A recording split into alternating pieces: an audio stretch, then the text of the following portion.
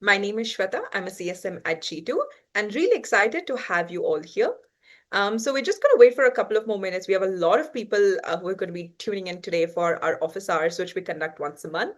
And I'm also happy to have another colleague of mine, Vishnu, on this call. So Vishnu is going to be addressing any questions that might come in through the chat in case you have. And I'm here to just give you a little insight into this general office hours that we do. To give you a quick rundown of the agenda for the day, we're going to begin with a quick short presentation on the topic, and then we're going to move the remaining 30 to 40 minutes is simply going to be open for any questions, concerns, feedback, or any kind of help that you would need on the platform and questions regarding it. So we are here, we are ready to just like help you, assist you, and clear all your questions and queries. So this you can consider this as like a fireside chat with your CSMs, just to get more clarity and to just set you up for success. Really happy to have you all here. So just give me like maybe 2 minutes while everyone else keeps joining in.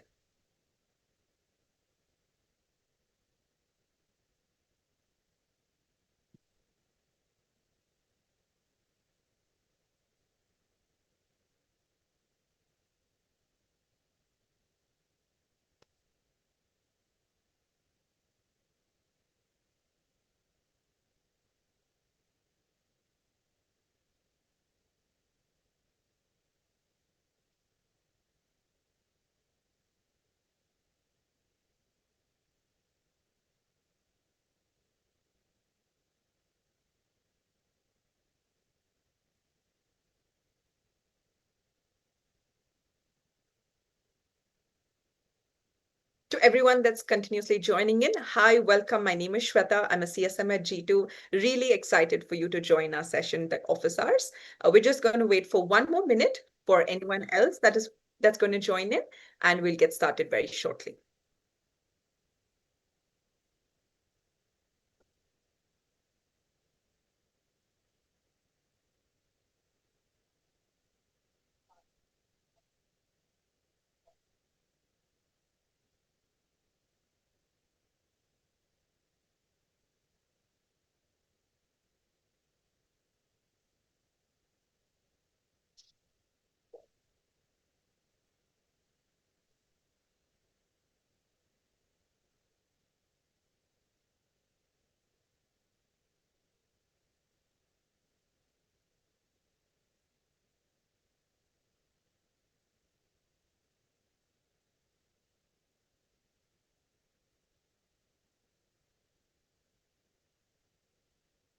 Oh, yeah. Hi, Crystal. Yes, we're just waiting for a few more folks. We've got a lot of registration registrants today. So we're just waiting for a few more people to join in. I just gave a quick introduction and a rundown about our agenda. I'm just waiting for a minute before we start the session very soon.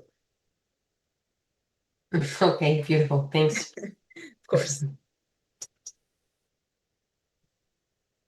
All right, let's begin. Hi, everyone. Welcome to our session. My name is Shweta. I'm a CSM at G2. I also have my colleague Vishnu on the call, who's a CSM as well. We're really thrilled that everyone has joined our session today. So just to give you a quick insight into the office hours, we conduct this on a monthly basis for you to have an opportunity to reach out and talk to your CSMs. This entire session is divided into two parts. The first is going to be a presentation. The topic for today is understanding your grit, and this is just going to give you a little insight into the impact of reviews on your brand visibility and category rankings. So that's going to go on for like the first 10 minutes. And after that, the entire rest of the time is basically for questions, queries, any kind of, doubts or help that you need on your profile. So it can be general questions, it can be a personalized question on your profile, maybe some advice and maybe some strategic, suggestions. We are here to help you, and we're here to just solve all your questions. So Vishnu and I are going to be there for the rest of the time as well. So if you have anything, feel free to reach out. We would love for this session to be a little interactive. So, feel free to like come to us with your questions, doubts, even feedback, for instance. If there is a new feature that you have seen and maybe you would want to give some feedback, we're always yours. We want to ensure that you have the best experience on our platform.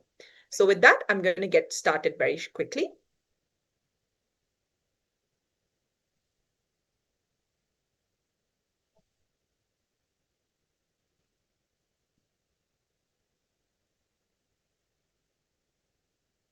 Can you just give me a thumbs up if you can see my screen?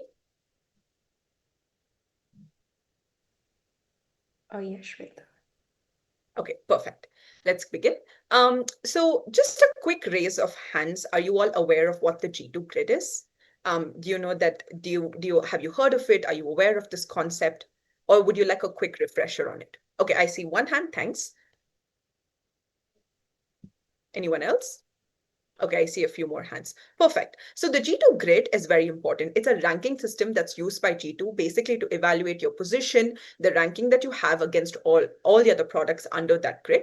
And this is category level information, which is based on all your real reviews that come in. So the grid basically, in very simple terms, you've got satisfaction scores and you've got market presence scores, which are the two main criterias, which has about 15 to 16 metrics, and the grid is created on it. You've got four quadrants. We've got niche, followed by contenders, followed by high performers, and followed by leaders. Of course, the leaders and high performers is your ideal goal.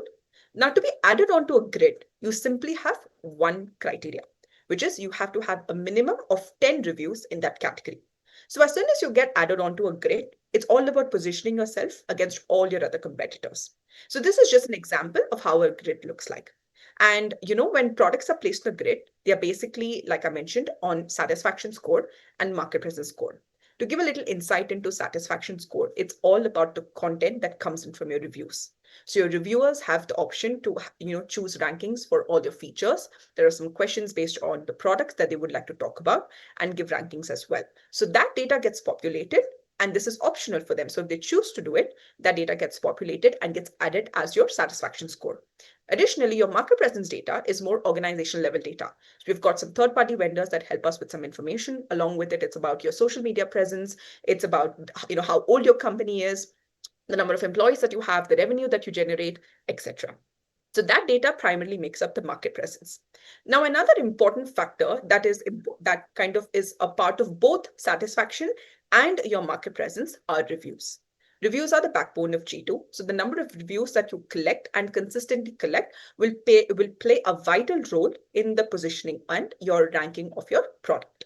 So this is just a quick refresher on the G2 grid. Talking about the G2 grid, I would like to now move on to the four quadrants. So we spoke about leaders, high contenders, and the high performers, contenders, and niche. Now, while moving on to the grid, it's very important to be added because the amount of visibility that you get, the way your product is positioned, how you're going to be visible on your competitor's page, everything depends on how you perform on the grid. Now, for example, somebody goes on any of the LLM platforms and they type top best, top 10 CRM platforms. It's most likely that G2 gets placed on the first page or at least one or two times. So if you want your product to be in one of these categories, it's important to get that ranking on the grid.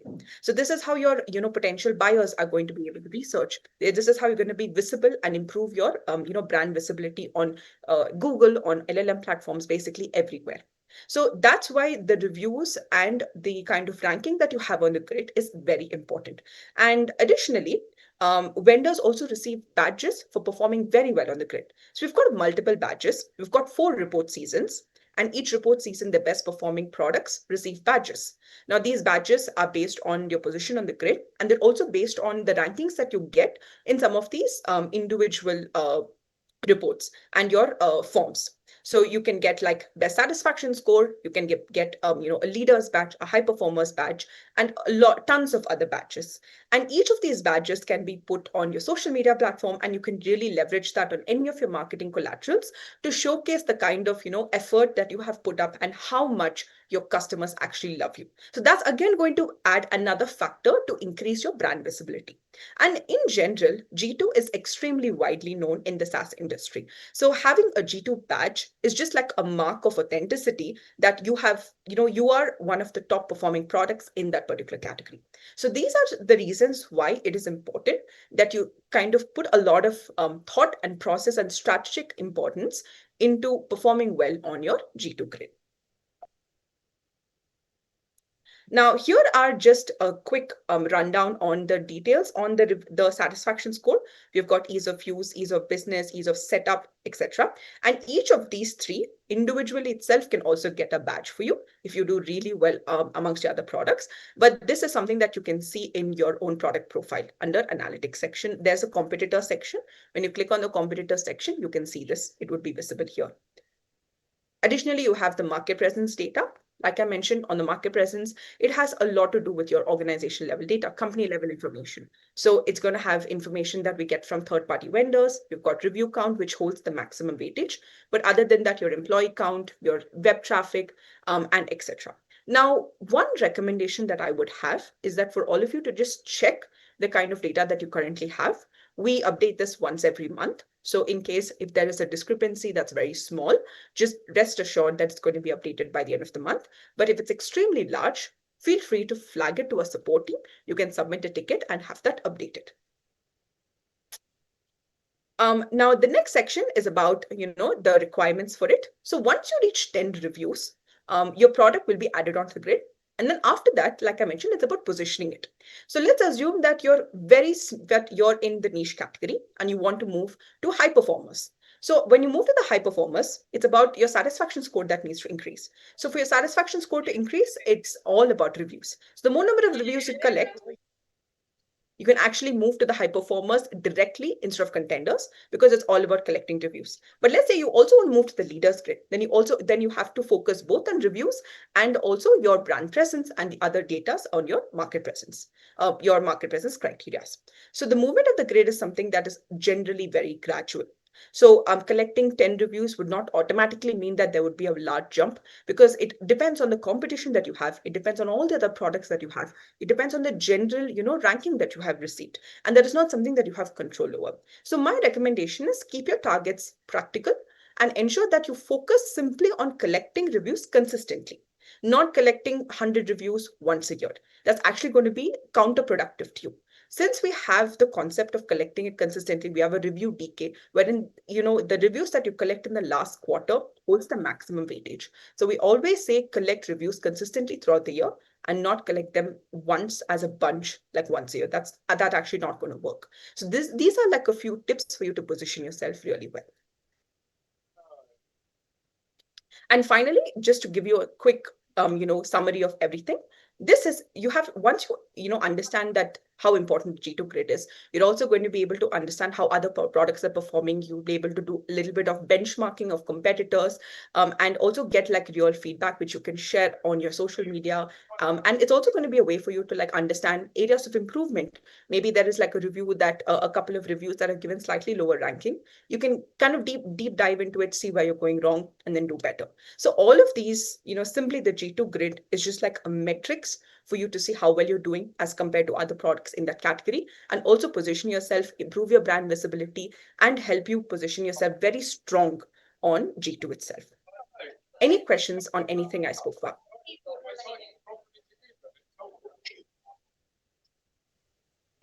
Yes, I have the first question, Yes. Shweta. So I'm curious about the concept of market presence. I understand that even in the market presence part, reviews play a significant portion of what's scored. But from the whole list of other things that are considered, I would imagine that there are some things that might have more weight than others. So is there anything that we can influence basically from these factors? Maybe site speed is more important than the number of employees, for instance. Is that the case? And what holds more weight besides reviews for market presence scores? That's an excellent question, Crystal. So the list is in order of its weightage. So that's why the review count holds the maximum weightage. But I would like to let you know everything else holds rather less weightage. It's not that it's inconsequential, but it definitely holds weightage in slightly lesser amounts as compared to review count, simply because we also want to make a playing field for companies and all, from different sectors and of different sizes. So we want to ensure that everyone has a level playing field. But yes, this is in order of its weightage. So employees on LinkedIn, Crunchbase has a slightly more, weightage as compared to the Crunchbase ranking or maybe vendor employee growth. I think I read in the G2 University the percentage, but do you have it top of mind? Like how important reviews are for the market presence scores versus the whole list of other things? I'm sorry, I unfortunately don't have that number top of mind. I don't remember the Okay. percentage. I'm so sorry about that. Okay, no problem. Thanks. Of course. No, you scared him earlier. So... Hi, Darjana. Do you have any questions? Oh my goodness, I'm so sorry. I thought I was muted. Carry on. No worries. No worries at all. Anyone else has any other questions? I Anything do. that you would like? Yes, Amanda, please. Yeah. So I see the screenshot you share here, the SimilarWeb product page share is blank. Oh, We deal with this as well, and we're trying to figure out how that can populate for our presence as well. Do you have any kind of best practices on how we can get that to show up for us? Because we're missing it. Recording and it's stopped. hurting us. oh, I'm sorry. I just stopped recording. I'm so sorry. Just give me 1 second, Amanda. But yeah, I heard your question, but I was about to change the thing. I think I just stopped the recording. So SimilarWeb product page right now, I'm sorry, just give me 1 second.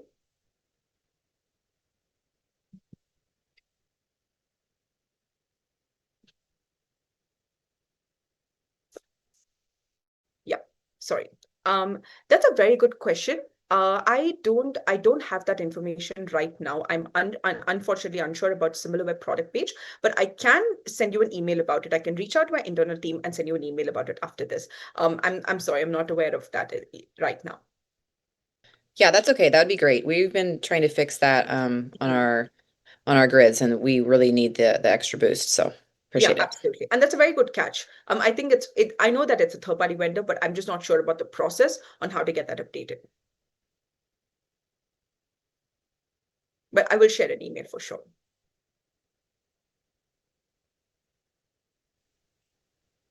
I'm curious to ask also if there's a difference between doing quarterly campaigns versus doing it ongoing. I'm sorry, doing it when? Ongoing, like Oh, ongoing. Okay. on an So ongoing basis. Yeah. when you mean ongoing, do you have like a specific cadence? Is it like weekly, monthly, or is it just all the time? How does it work? Let's say it's part of our workflow of our onboarding workflow, for instance, Oh, okay. versus So every time doing you get a bigger quarterly push, for instance.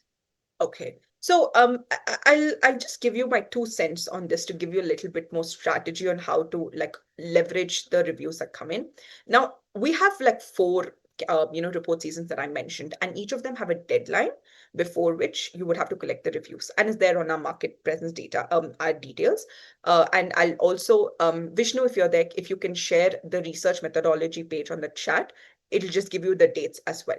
Now, if you want to do ongoing reviews, that's fantastic. But why we recommend to have, a list ready, or maybe have a little bit more, a list of clients that you can reach out to at a certain cadence, is simply that you have more control over when you're reaching out to these clients. So let's assume that, our upcoming deadline is at the end of March.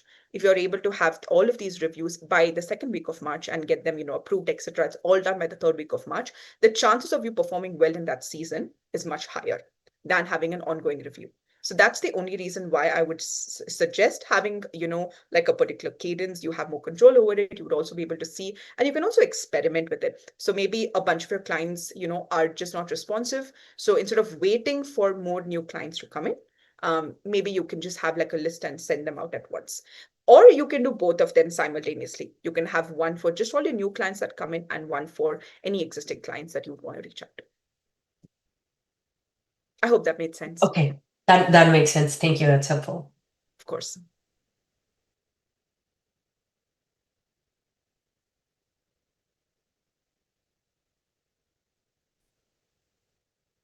Any other questions?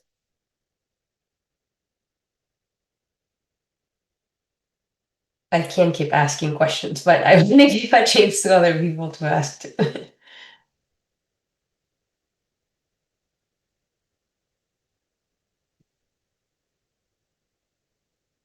Does anyone else have any questions?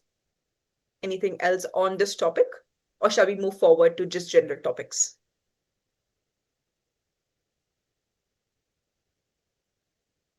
Well, more than a question, this is a product suggestion.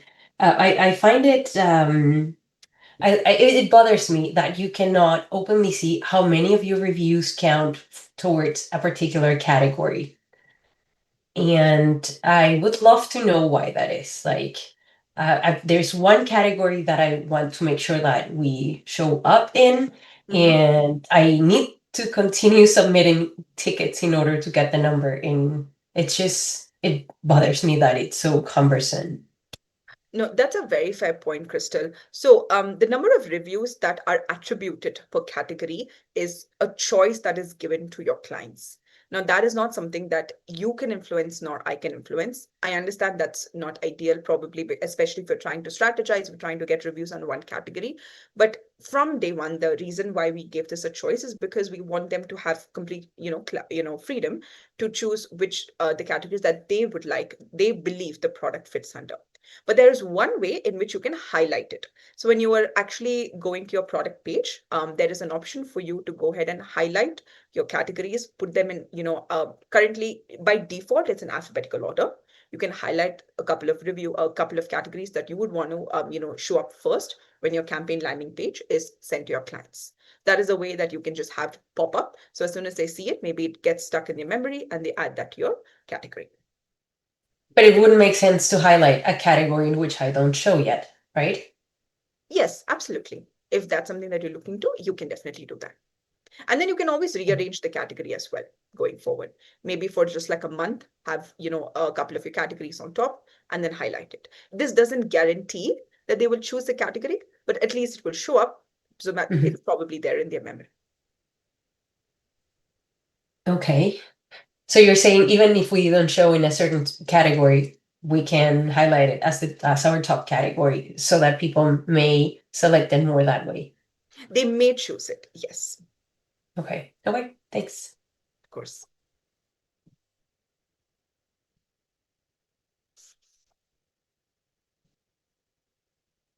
Any other questions? Any general questions? I think we can move on to it. Any general questions that you have on the platform, reviews, strategy questions, anything at all that you would wish to discuss, any feedback, anything that I can help with? I had a question about your incentivization program. So I think that there's an option to set up an incentivization program through G2, right? For like if to send out gift cards or something like that when you're working, when you are trying to get people to leave reviews.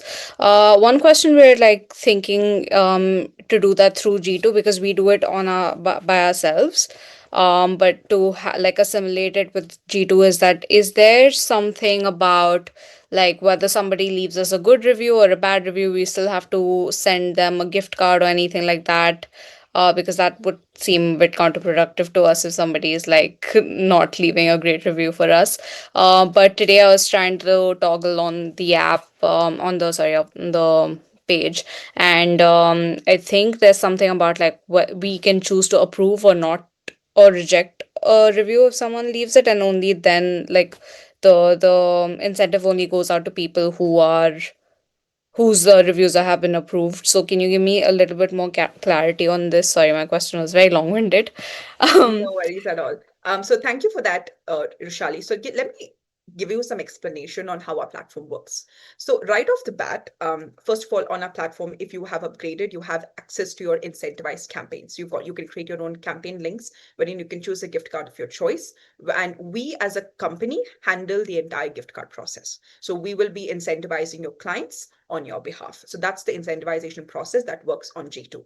Now, when it comes to the incentives that are going out to your clients, every client that submits a review goes through an evaluation process. And once it passes the evaluation process by our team, and this is a manual process that we take, we have a set of people that do it on our platform. It will be approved if it reaches certain criteria and it gets approved. And then if you have chosen to incentivize your clients, if it's an incentivized campaign link that's sent out to them, which is different from the normal organic link where anyone can come and submit a link, then they will receive a gift card. So that is the normal process. We do not differentiate, or we actually don't even know the kind of, and like we do not see the rankings or the ratings or anything that they have shared for anyone, because this is a standard process on our platform.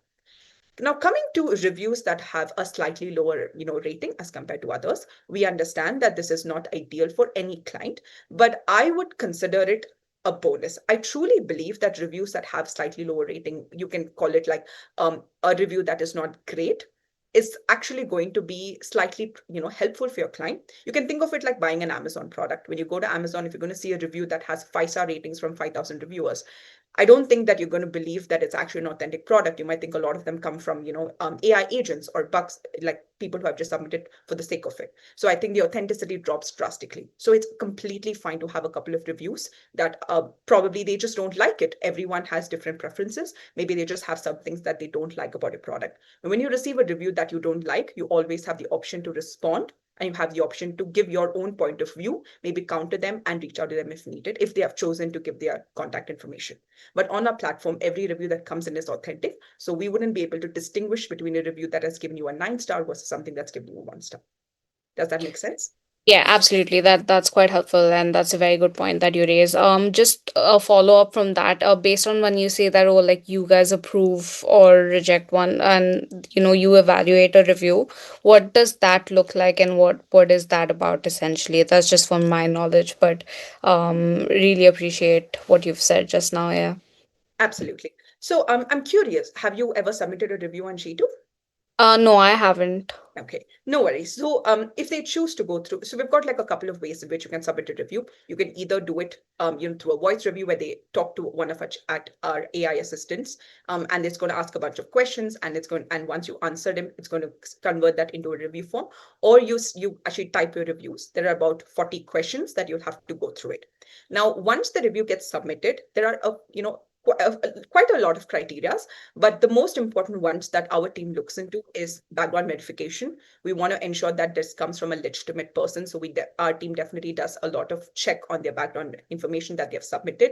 Then details about the entire, review itself. So we want to ensure that the data actually comes from somebody that has authentically used the product. So information that you have said is actually, looked into by market experts on our site that are going to look into it, read the entire review, see if it matches the data.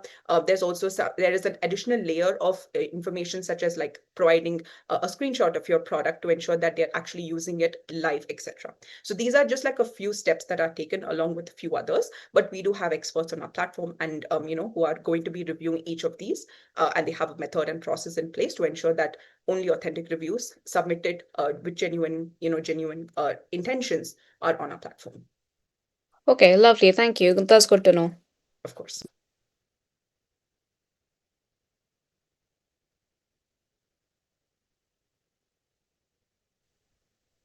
Any other questions? Any feature updates? Anything that you would want to discuss? We are here. Can you share best practices when selecting categories and how maybe having too many categories impacts the performance of Okay, that's a very Yeah. good point. Yes, I'm happy to do that. So are you able to see my screen? Right now we see you. We see your Okay, face let me now. quickly share your screen. So Crystal, there are two ways that I would say you can actually really capitalize on your categories. I think my screen is now visible. The first thing that I would recommend is for you to actually go to any of your competitors, maybe pick and choose 2 of your top competitors, and every single one, page on G2 has their categories that are already listed. So you can, and it comes under features. If you click on features, you'll be able to see all the categories here. So check out the categories that they're in, and you can also see if you actually, fit into the categories. Now, each category has, if you just click on a category, has a particular criteria. to be met. So as long as you meet those criteria, you can, submit a request to have it approved. We do have a process. It doesn't automatically get approved. You have to actually reach out to our team. We have like experts on our team who will review your product page, ensure that your service matches and, fits the qualifications, and then you get added onto it. But this is one of the ways in which you can really capitalize on ensuring that you're in the right category and that you're also visible on the right competitors, anyone that you're doing. Additionally, what I would recommend is we have an extraordinary, like large category page in general. So we've got a big G2 category page. You can simply just play around there, see all the categories that are there, check out, which one makes sense to you, and go ahead and, request them. But these are like two ways in which you can just like check the categories that you would like to be a part of and the current ones that are there. And in the future, we understand products are always evolving, new features come in, old features go out. So if you want to maybe just go ahead and remove a category, you can also do that. So that's something that's also possible. And just before I forget, ideally for a product, I would say 4 to 5 categories is a good number. If it's an extremely large product with multiple verticals, then maybe 8 to 9 would make sense. But even if you have as low as like 3 to 4, you're absolutely sorted. But that sort of answered my questions. I'm curious, do reviews get thinned out if you have more categories? So if I have 5, or my product has 5 instead of 3, for instance? Well, yes. The truth is it definitely does. If your clients, want to just maybe want to attribute it to just like 1 or 2, then it's going to be visible only under those 2. So, but we say that, it's not just about reviews here. You have to understand that when you're added onto a category, you're also going to increase your brand visibility on a page. So every time, maybe if you're doing really well on a couple of categories, you would be visible on some of their alternatives, you would be visible on some of the competitors' page, and it's just going to increase the traffic that you're receiving. So it's multidimensional here. I understand that, it can kind of reduce the number of reviews that might get attributed. But the bigger picture is that if you're added to a few more that makes sense to you, in the future, eventually, you're just going to be present on those and you're going to increase the visibility there. Okay, thanks. Of course. I would say that this is a great time for you to also give feedback. So we're yours, so you can absolutely shoot that. So we would love to listen to it. Anything that you're having trouble with, feel free to let us know. We are going to help, just pass it over to our product team. We want to ensure that you have a great experience on our product all the time. So if there's anything, this is your chance.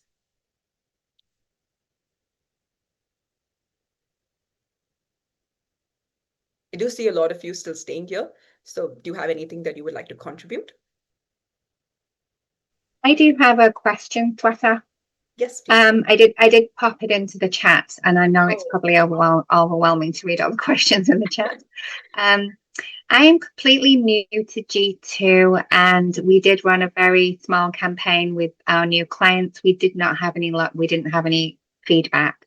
And I chatted with our contact at G2, and we talked briefly about in-app review collection. So my question is, she gave me a bunch of info. She was going to share a link with me, and I don't believe I got the link. But if you have a link to review any kind of tutorial on in-app review collection, that would be wonderful. Thank you. Yeah, absolutely.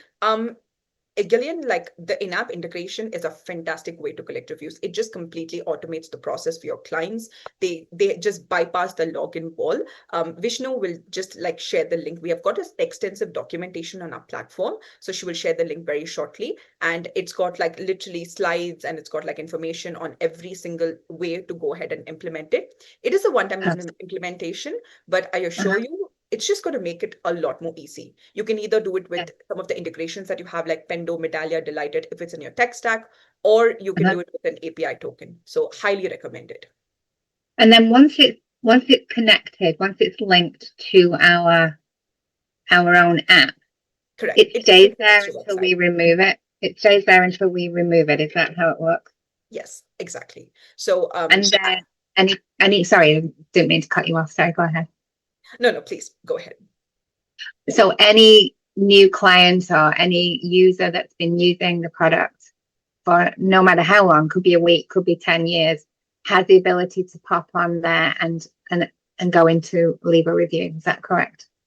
Correct. It will automatically pop up. And in case they've already left a review, then it wouldn't show up anymore. Right. Is there a time period for that? So if they have left a review, does that completely not show again for that particular client? So from my understanding, once they submit a review and it gets approved, it wouldn't show up. Now, in case Right. you voluntarily choose to remove the integration from your platform, or you're making any changes, or let's assume there's a bug and it gets broken, then that would be another reason why it wouldn't show up. Right.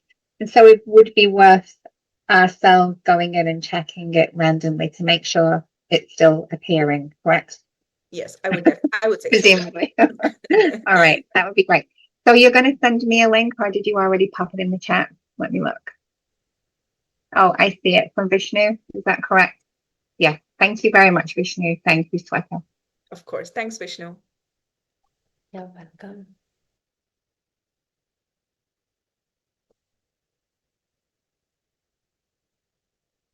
We've still got time. Anything else that anyone else would like to ask, contribute, clarify?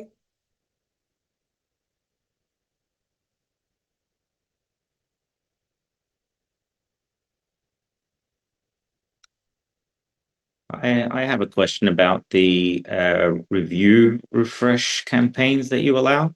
Yes. We have one active, but I don't really see it working in terms of it's not as visible as the regular reviews in terms of how many went out, how many of the clients actually reacted and provided a refresh. So it's usually visible here when you click on the link. I think one second. So review refresh. The details. So we haven't run one, but it should be visible on your self-refresh review campaign. Do you not see it? I do see it. Okay. I see that it's incentive and I have the amount there for the gift cards and everything.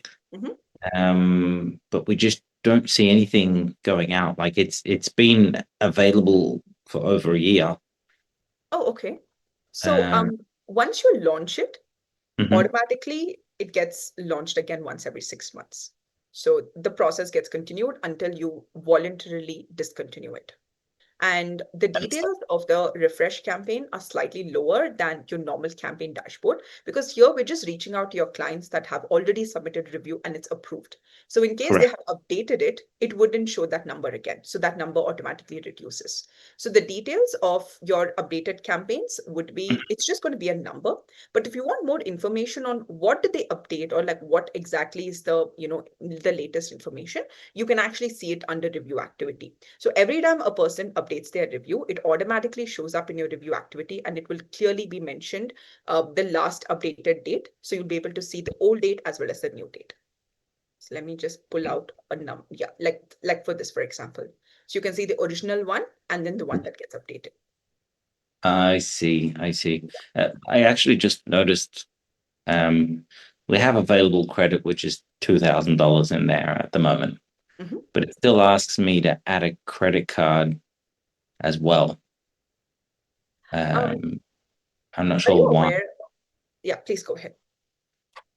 No, I'm just saying, we have credit. We have $2,000 in there already. Why do I need to add a credit card once again? Okay, that's a good question. We have recently updated our review campaign dashboard. We did send out a communication. Are you aware of it, or can I just give you a quick refresher? No, please do give me a refresh.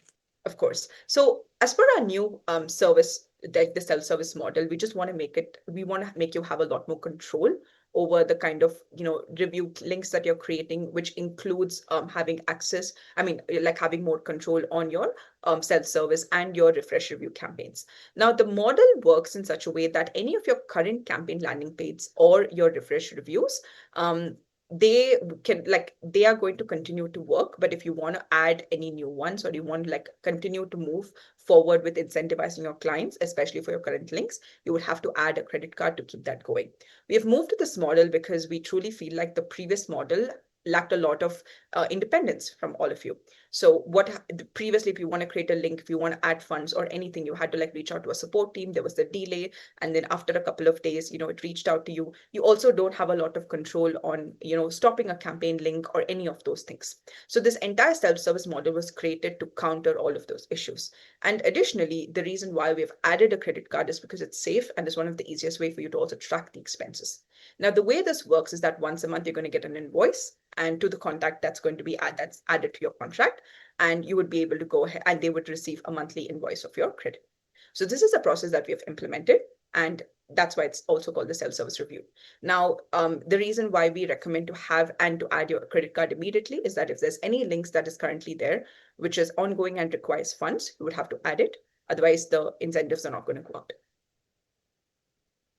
I see. And this is also, even if we have prepaid credit in there, Yes. like So I don't have access to the company credit card. So every so often our CFO goes in and adds, a couple of $1,000, and that's my budget. That's what I can work with. I can't have a credit card in the system all the time. Okay. So From what I understand, it won't work if I don't have a credit card in there. Yes, that's the process. We have moved to having a credit card. But Ilyas, what I would recommend is you can actually reach out to your account manager. Do you have an assigned account manager? Not that I'm aware of. Do you have somebody from G2 that you are currently in touch with? I wasn't dealing with this directly. Okay. But our marketing person has recently changed, so I've taken over. Okay, no problem. So you can reach out to us. We will have a separate email on this, and we'll try to figure out a way for you to get that issue. Okay, thank you. Of course.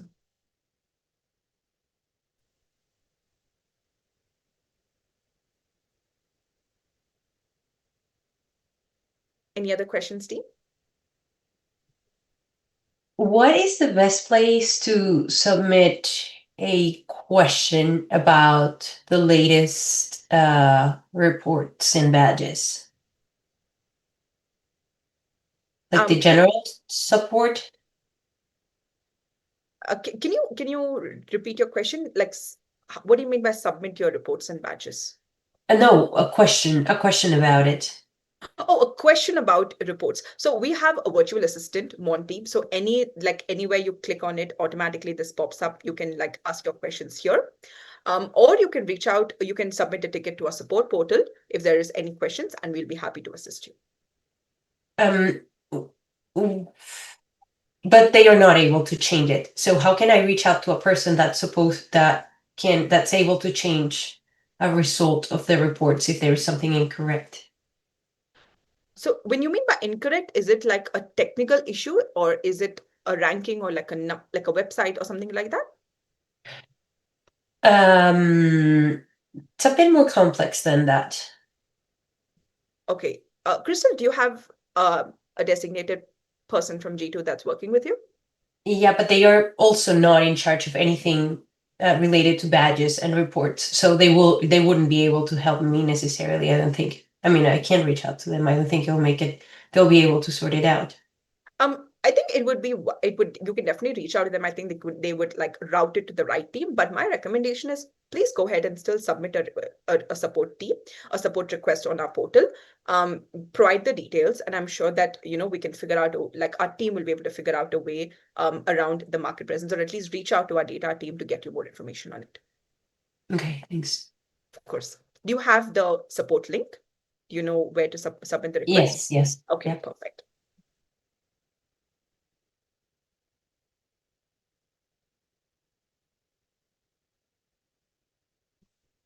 All righty, we've got a few minutes left. Any questions, anything else that I can help with?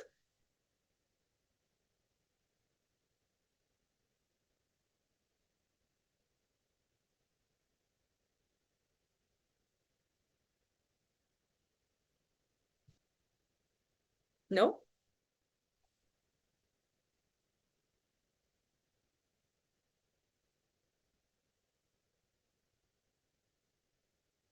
Well, if there's nothing, I'm happy to give you the last few minutes I just want to say thank you for making this an extremely interactive session. Thank you for all your questions. We hope we were able to resolve it and help you. Elias, I will reach back to you. We will be in touch with you very shortly, our team. And additionally, if there's anything else, feel free to reach out to us. We're always here to help out. Thank you once again for all your help. Amanda, I know that you also had a question, and we will get back to you shortly with that question as well. Thank you all very much for your time. I hope this was helpful. If you have any more questions, we do this on a monthly basis. We have like an open office hours on a monthly basis. So feel free to reach out to us if you need anything else. And I hope to see you very soon. Thank you for your time, and thank you for your partner with G2. Thank you.